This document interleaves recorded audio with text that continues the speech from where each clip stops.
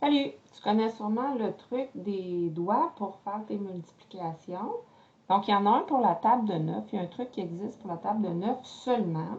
Je reviens là-dessus avec toi pour faire le lien avec le truc que je vais te montrer aujourd'hui. Donc, si on faisait 7 fois 9, je vais compter 1, 2, 3, 4, 5, 6, 7. Le 7e doigt, je vais le plier. Il va donc me rester 6 doigts pour mes dizaines et 3 doigts pour les unités, ce qui fait 63. Malheureusement, ce truc-là, il fonctionne juste pour la table de 9. Il ne fonctionne pas pour 6, 7, 8, avec lesquels on a de la difficulté aussi. Donc, ce que je vais te montrer, c'est le truc qui fonctionne pour les tables de 6, 7, 8 et 9. Le même truc pour toutes ces tables-là.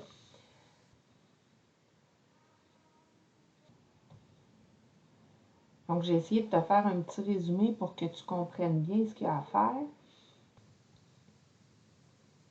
Tu remarques que j'ai mis des chiffres sur mes doigts. Donc, l'objectif, c'est qu'on commence toujours à compter à partir de 5.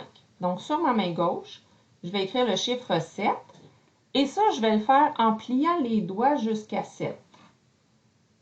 Donc, il me reste 3 doigts en l'air. Donc, le 7, tout ce qui est en bas de 7, 7 inclus, je dois les plier. Sur l'autre main, je vais faire pareil et je dois écrire le chiffre 9. Donc, je vais plier tous les doigts jusqu'à 9. Et il me reste ça. Les doigts qui sont pliés, qui sont en dessous, on va les additionner et ça va donner nos dizaines. Il faut que je recommence comme ça. Les doigts qui sont pliés, j'en ai 2 et j'en ai 3.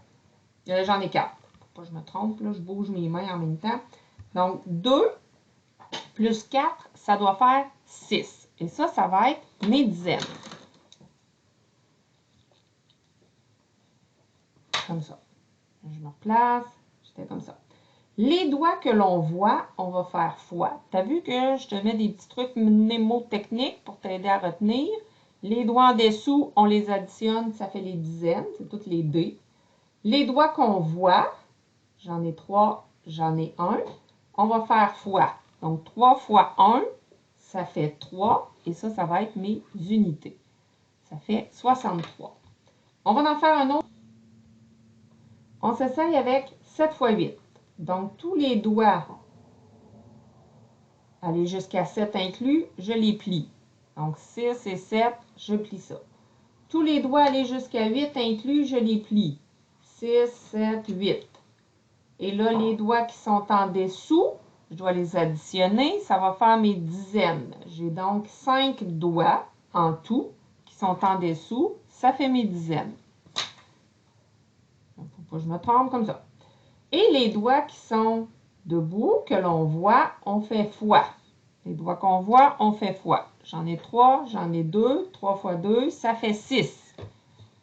Donc, 7 fois 8, 56. Mais il y a deux petites exceptions à la règle. En fait, c'est la même règle, mais on va dire des cas particuliers. Je te montre. Donc, je remets mes doigts. 6 fois 8. Je commence par écrire le chiffre 6. Donc, je plie tous les doigts jusqu'à 6 inclus. Et je dois écrire le chiffre 8. Je plie tous les doigts jusqu'à 8 inclus.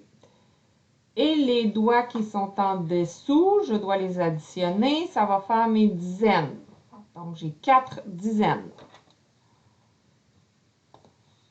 Les doigts que l'on voit, je dois faire fois 4, fois 2, ça fait 8. Ah ben, c'est pas une exception celui-là. Ça fait 48. Celui-là, il fonctionnait, c'était pas lui l'exception. Je te reviens avec l'exception. Bon, là, j'ai vérifié, c'est elle mon exception, je ne me trompe pas. Donc, je dois écrire le chiffre 7. Je plie tous les doigts jusqu'à 7 inclus.